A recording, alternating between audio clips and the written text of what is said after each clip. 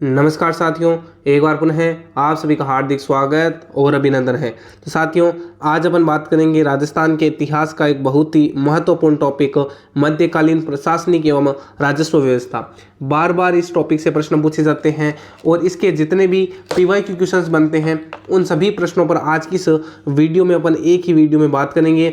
जितने भी इंपॉर्टेंट प्रश्न हैं जो 1992 से वर्तमान तक अगर किसी भी राजस्थान की भर्ती परीक्षा में पूछे गए हैं तो आज की इस वीडियो में अपन कवर करेंगे। इसके अलावा इन प्रश्नों की सविस्तार व्याख्या करेंगे जिसके आधार पर आगामी भर्ती परीक्षा में उस प्रश्न से रिलेटेड क्या कुछ नया प्रश्न आ सकता है, अपडेटेड राजस्थान जीके के अनुसार अध्ययन करेंगे।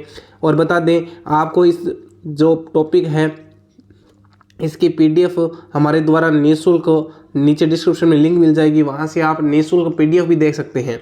तो करते हैं आज के कक्षा को स्टार्ट बिना समय गवाए। देखिए, जो पहला प्रश्न है, मारवाड़ की वीरता साहित्य सेवा के लिए सिरोपाव देने की परंपरा रही थी। सर्वोच्च सिरोपाव था, तो सिरोपाव का संबंध किससे है और सर्वोच्च सिरोपाव कौन सा था? तो हाथी सिरोपाव जो है वो सर्वोच्च सिरोपाव था। अगर बात करें इससे संबंधित, यह जो क्वेश्चन आया था ये पटवार परीक्षा 2016 में ये प्रश्न पूछा गया था। देखिए, प्रमुख सिरोपाव एक नज़र में हाथी सिरोपाव, जिसको यह सिरोपाव मिलता था उसे राज्य से कपड़ों वगैरह ये सब मिलाकर 780 रुपये दिए जाते थे, परंतु विवाह के मौके पर चोगे और कमरबंद की कीमत मिलाकर 849 रुपये मिलते हैं। इसके अलावा महाराजा साहब के नज़दीकी भाई बंधुओं को जो मारवाड़ में महाराज कहलाते थे, विशेष कृपा और मान प्रदर्शित करने के लिए 1000 रुपये उनको दिया जाता था। अगर बात करें पालकी सिरोपाव अगर मिलता था तो इसमें महाराजा साहब की तरफ से 472 रुपये दिए जाते थे, परंतु विवाह के मौके पर इनकी रकम 553 रुपये कर दी जाती थी। और घोड़ा सिरोपाव जिनको अगर मिलता था इसमें साधारण तौर पर 240 रुपये और विवाह के ऊपर 340 रुपये मिलते थे। और सादा सिरोपाव जो है इसमें प्रथम दर्जे में साधारण तौर पर 140 रुपये और विवाह के समय 240 रुपये दिए जाते थे, परंतु दूसरे दर्जे पर 100 रुपये और तीसरे दर्जे पर 71 रुपये ही मिलते थे। एक आता है कंठी दुपट्टा सिरोपाव, इसकी प्रथम श्रेणी में 75 रुपये और द्वितीय श्रेणी में 60 रुपये और तृतीय श्रेणी में 45 रुपये दिए जाते थे। एक आता है कड़ा मोती दुसाला और मदिल यानी जड़ीदार पगड़ी सिरोपाव, इसमें प्रथम श्रेणी में 121 रुपये, द्वितीय श्रेणी वाले को 85 रुपये और तृतीय श्रेणी वाले को 65 रुपये दिया जाता था। एक आता है कड़ा और दुसाला सिरोपाव जिसमें 37 रुपये दिए जाते थे। यानी इस प्रकार की ये सिरोपाव का क्रम था। और सबसे जो सर्वोच्च सिरोपाव था वो हाथी सिरोपाव ही था, है ना। अगला प्रश्न देखिए, राजस्थान के राजवंशों की राजस्व प्रणाली के अंतर्गत किस प्रकार की भूमि को राजा की निजी संपत्ति माना जाता था? तो राजा की जो निजी संपत्ति है वो खालसा जो भूमि थी उसको राजा की निजी संपत्ति माना जाता था। अगर बात करें इनके संदर्भित कुछ महत्वपूर्ण शब्दावली, देखिए, जो भूमि का वर्गीकरण होता था, जो खालसा होता था जो सीधे राजा के अधीन होती थी यानी उनकी निजी भूमि हुआ करती थी। अगर जागीर हो, जिसको फारसी भाषा में जागीर बोला जाता है, वो सामंतों के अधीन होती थी। भूम जो है वो भूमियों के अधीन थी। इजारा भूमि क्या होती थी? तो यह प्रणाली कमोबेश राजस्थान के सभी भागों में प्रचलित थी। इजारा प्रणाली को अनेक स्थानों में ठेका अथवा आंकबंदी के नाम से भी जाना जाता था। बीकानेर राज्य में इजारा प्रणाली को मुकाता के नाम से जाना जाता था। अब प्रश्न यहाँ से पूछ ले कि बीकानेर राज्य में इजारा प्रणाली को जाना जाता था, तो सही उत्तर होगा मुकाता। एक आता है घरुहाला, उच्च जातियों के व्यक्तियों द्वारा तथा राज्य के अधिकारियों का ऐसा वर्ग जिसे कृषि में रियायतें दी जाती थी उनको घरुहाला भूमि का वर्गीकरण होता था उनके पास। एक आता है मुस्तरका, यानी मारवाड़ राज्य में कुछ गांव ऐसे थे जिनकी आय जागीरदार और राज्य में बंटी हुई थी, ऐसी भूमि जो है वो मुस्तरका कहा जाता था। अगला देखिए, जागीर शब्द किस भाषा से लिया गया है? तो जागीर जो है ये एक फारसी भाषा का शब्द है और वनरक्षक 2022 में ये क्वेश्चन पूछा गया था। अगला प्रश्न देखिए, राजस्थान के प्रत्येक राज्य में महकमा बकायत होता था। जो अब महकमा बकायत क्या है? आरएस 2009 में पूछा गया क्वेश्चन है। तो महकमा बकायत जो है वो अच्छी फसल के समय शेष राजस्व जो है वो वसूलता था। वह महकमा बकायत होता था, यानी दीवान मुख्य रूप से अर्थ विभाग का अध्यक्ष होता था। उसके दफ्तर दीवान ए हजूरी में सब कागजात सुरक्षित रखे जाते थे। वह इन कागजातों के आधार पर राजा को राज्य की स्थिति से अवगत कराता था। इसके दफ्तर में एक महकमा ए बकायत भी होता था, जो परगनों के अफसरों को राजस्व की दरें, बकाया की वसूली, परगनों के खजानों की जमा, खजाना हजूरी में भेजी जाने वाली रकम आदि के बारे में दिशा निर्देश भेजता था। अगला प्रश्न देखिए, इजारा किसके लिए जाना जाता है? तो इजारा जो है वो ठेका प्रणाली जो होती है राजस्व की, उसके लिए जाना जाता है इजारा। इजारा प्रणाली को अनेक स्थानों में ठेका अथवा आंकबंदी के नाम से भी जाना जाता था। बीकानेर राज्य में इजारा प्रणाली को मुकाता के नाम से जाना जाता था। अगला प्रश्न देखिए, मध्यकालीन राजस्थान के राज्यों में शासक के बाद सबसे महत्वपूर्ण अधिकारी माना जाता था। तो शासक के बाद में जो प्रधान है उसको महत्वपूर्ण आदमी माना जाता था। अगर शासक नहीं हो तो उसके ऊपर प्रधान होता था। अगला देखिए, प्रधान जो है वो मुगलों के आगमन से तथा उनके शासनदी होने या उनके दरबार के संपर्क में आने से मध्यकालीन शासन में कुछ परिवर्तन आए और विशेष रूप से कुछ नए पदों का सृजन हुआ तथा पुराने पदों को मुगल ढंग से कहा जाने लगा। प्रधान पद राजा से दूसरी श्रेणी में था, जो शासक श्रेणी और सैनिक और न्याय संबंधी कार्यों में उनकी सहायता करता था। प्रधान को मुख्यमंत्री या मंत्री प्रवर कहते थे। मारवाड़ तथा अन्य राज्यों में भूमि अनुदानों पर प्रधान के हस्ताक्षर होना आवश्यक था। एक अच्छे प्रधान के लिए एक अच्छा प्रशासक और चतुर दरबारी होना आवश्यक था। जयपुर रियासत के प्रधानमंत्री को मुसाहिब कहा जाता था। क्या कहा जाता था? मुसाहिब कहा जाता था। अब देखिए, जो अगला प्रश्न है कि 8वीं से 12वीं सदी के समाज में राजस्थान में प्रचलित अधिकारी अक्सपटलिक का संबंध किससे था? तो अक्सपटलिक जो है इसका संबंध राज्य में आय व्यय का ब्यौरा रखने वाला अधिकारी जो होता है उसको अक्सपटलिक कहा जाता था, जो आय व्यय का ब्यौरा रखते हैं। सारणेश्वर शिलालेख में विदित होता है कि मेवाड़ में आमात्य यानी मुख्यमंत्री और संधि विग्रही यानी युद्ध और संधि का मंत्री और अक्सपटलिक यानी पूरा लेख मंत्री और वंदीपति यानी मुख्य धूक और भिसगाधिराज जो मुख्य वेद्य होता है आदि मंत्रिमंडल में सदस्य हुआ करते थे। और ये उल्लेख मिलता है अपने को सारणेश्वर शिलालेख में। अगला देखिए, राजस्थान के प्रारंभिक मध्यकाल के राज्यों में अक्सपटिक की जिम्मेदारी थी। तो अक्सपटिक जो है वो क्या काम करता था? तो अक्सपटिक जो है वो मुख्य लेखाधिकारी के रूप में, जो लेखा जोखा रखता है, मुख्य लेखाधिकारी के रूप में काम करना उसका कार्य हुआ करता था अक्सपटलिक का। ऑप्शन नंबर 2 सही हो जाएगा। अगला देखिए, राजस्थान के पूर्व मध्यकालीन राज्यों में निमेतिक पद नाम का प्रयोग किया जाता था। तो निमेतिक क्या था?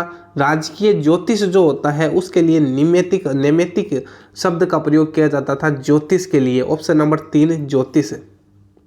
राजस्थान के पूर्व मध्यकालीन राज्यों में राजकीय जो ज्योतिषी था उसको नैमितिक कहा जाता था। अगला प्रश्न, मदद ए मास मध्यकालीन राजपूत शासन में दी जाती थी। तो ये मदद ए मास जो है वो किसको दी जाती थी? विद्वानों एवं जो धार्मिक व्यक्ति होते थे राजपूत शासन में, मध्यकालीन राजपूत शासन में, तो उनको मदद ए मास दी जाती थी विद्वान एवं धार्मिक व्यक्तियों को ही।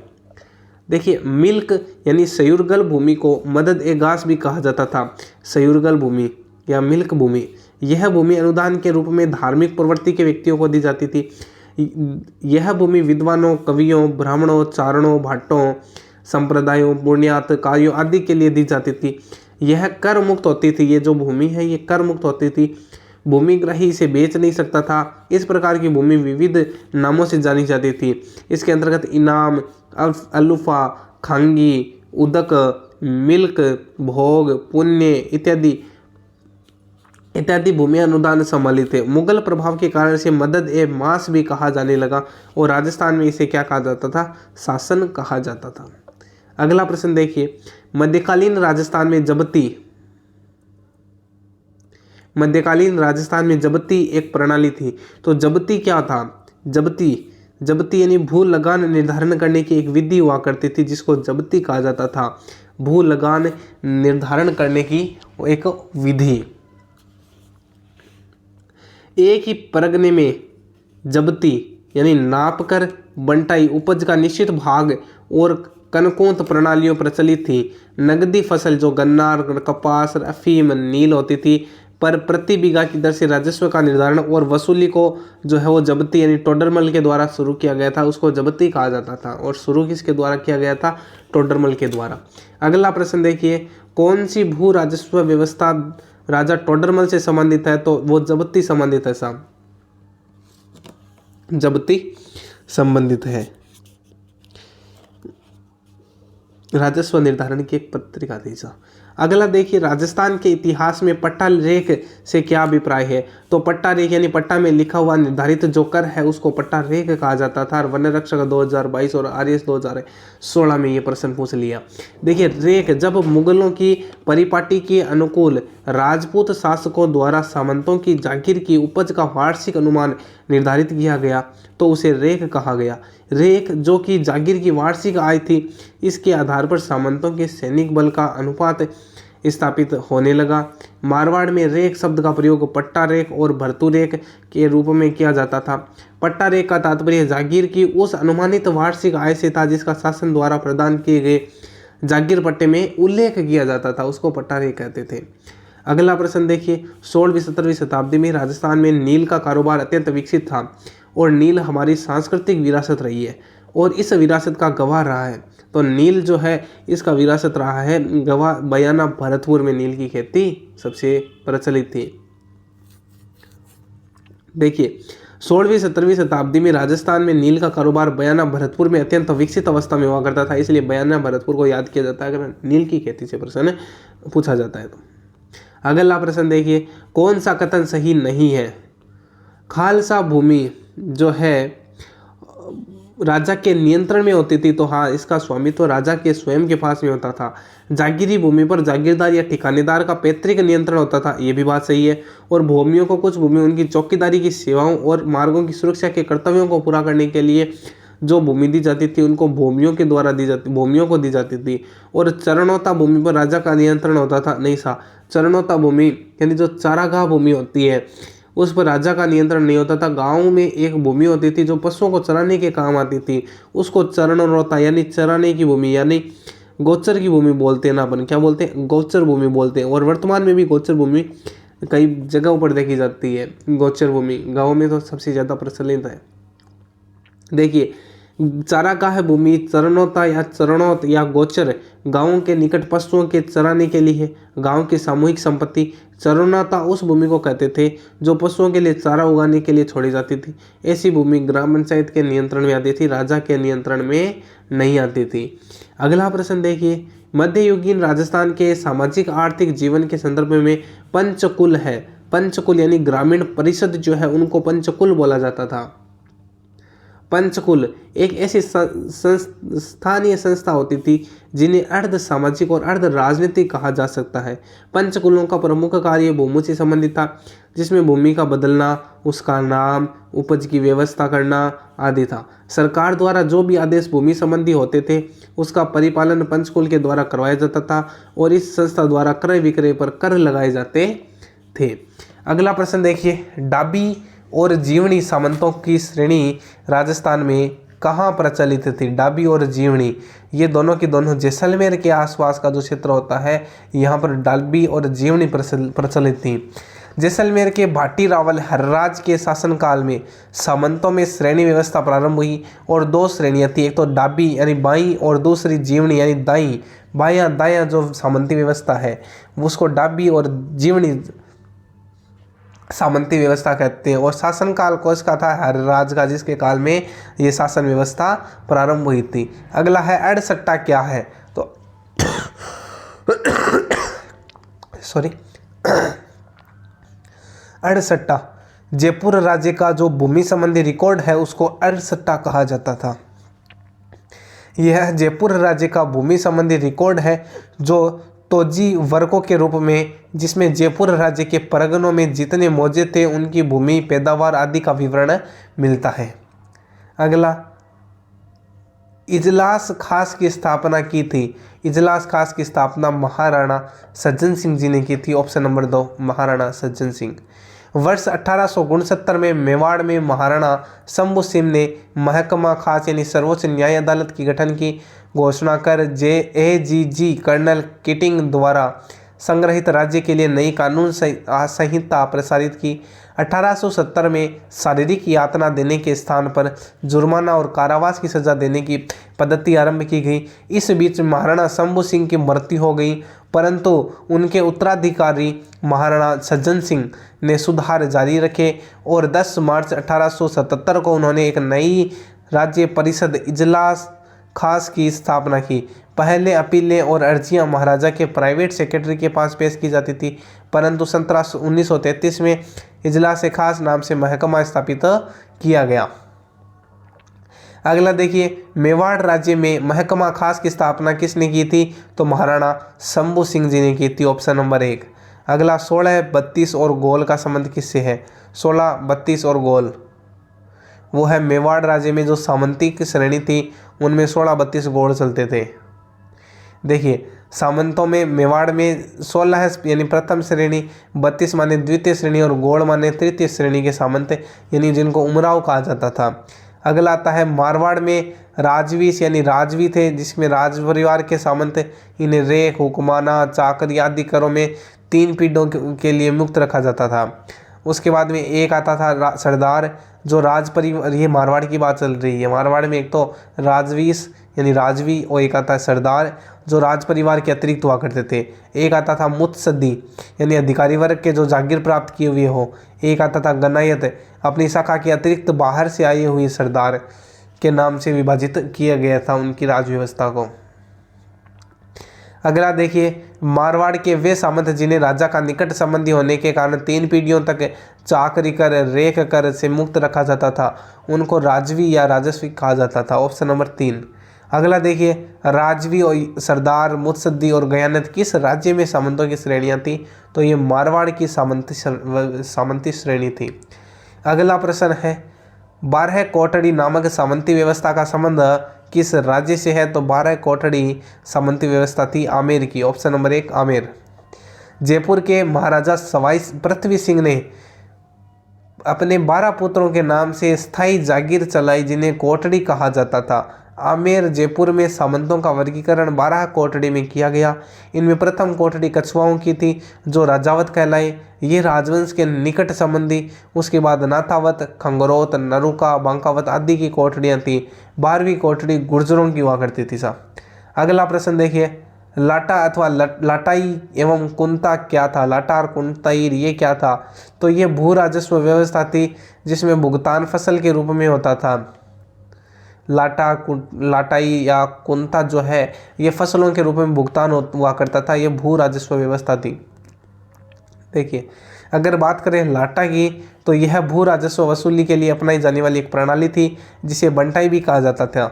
इस प्रणाली के अंतर्गत जब फसल पककर तैयार हो जाती थी और खलिहान में साफ कर ली जाती थी तब राज्य का हिस्सा सुनिश्चित किया जाता था। एकत्रित उत्पादन को तोलना अथवा डोरी द्वारा नाप लेना और कहीं कहीं अनुमान से ही भू राजस्व का हिस्सा निश्चित कर दिया जाता था। एक आता है कुंता यानी कांकड़ कणकूत। राजस्व निर्धारण की इस प्रणाली के अंतर्गत कुल उपज के ढेर या खेत पर खड़ी फसल का अनुमान लगा करके उसका निर्धारण कर दिया जाता था, उसको कुंटा कहते थे। और लाटा का पड़ी फसल यानी पूरा फसल निकलने के उपरांत उसका अनुमानित लगाया जाता था टैक्स राजस्व वार। अगला देखिए, मुगल सम्राट की आज्ञा अनुसार राजपूताना में शाही पदाधिकारियों द्वारा जारी किए जाने वाले कागजात क्या कहलाते थे? तो वो हस्बुल हुक्म कहलाते थे। हस्बुल हुक्म, इसके तहत शाही परिवार के किसी सदस्य अथवा सरदार द्वारा प्रेषित आदेश जिसमें किसी व्यक्ति को कोई स्वीकृति दी जाती अथवा जिसमें बादशाह की सहमति होती थी। अगला प्रश्न देखिए, बालद क्या थे? तो बालद जो है वो सार्थवाहन हुआ करते थे। क्या थे? सार्थवाहन यानी गाड़ियों पर अपना माल लाद कर जो पूरे काफिले के साथ सार्थ के साथ उस माल को दूर दूर तक बेचने जाने वाला जो व्यापारी होता था या व्यवसायी होता था उसको सार्थवाहन कहलाता था, जिसको बालद भी कहते थे। अगला भूमि बंदोबस्त की साध प्रथा का संबंध निम्नलिखित में से किस राज्य से है? साध प्रथा जो है वो मेवाड़ से हुआ करती थी, साध प्रथा। कोटा राज्य में झाला जालिम सिंह ने राजस्थान में 1807 में सर्वप्रथम बूंदी बंदोबस्त लगवाया। इसके अंतर्गत उन्हें राज्य की समस्त भूमि को नपवाया था। अगला प्रश्न देखिए, मटक या बिछायत या चूसराई क्या थे? तो ये राजस्थान में स्थानीय जो कर थे उनके नाम थे मटकर, बिछायतर, चूसराइर। अगला प्रश्न है, राजस्थान की प्राचीन रियासत के संदर्भ में कांसा परोसा क्या था? कांसा परोसा यानी एक प्रकार की लाग कर जो था, एक प्रकार का टैक्स था, कांसा परोसा।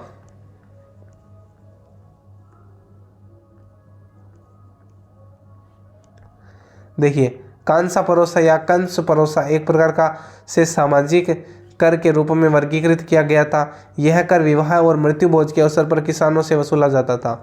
अगला है, तिवारा कर वसूला जाता था।